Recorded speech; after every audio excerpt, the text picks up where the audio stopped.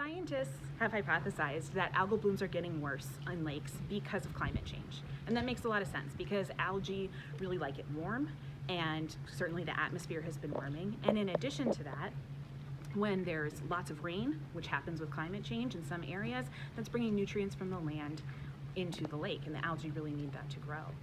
I'm Grace Wilkinson. I'm an assistant professor at the University of Wisconsin-Madison at the Center for Limnology. We wanted to know whether or not this hypothesis about climate change and just our perception of how frequently algal blooms are occurring has actually been changing, and if that played out in the data. And so we found hundreds of lakes that had measurements for at least a decade or more, and what we found really surprised us. In fact, algal blooms aren't getting worse in a substantial number of lakes, the vast majority of them, in fact. So more lakes are getting significantly better in terms of algal blooms and their intensity.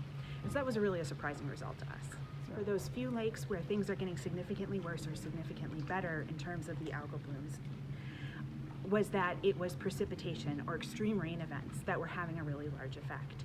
And so, but it only happened in lakes that already were experiencing pretty intense blooms. So if there was more extreme precipitation and intense blooms in that lakes, those were the lakes that were getting worse, and those that were seeing less extreme precipitation were getting better. And so it was this interaction between both what's happening in the climate and also probably what we're doing to manage and care for these ecosystems, and even doing some restoration.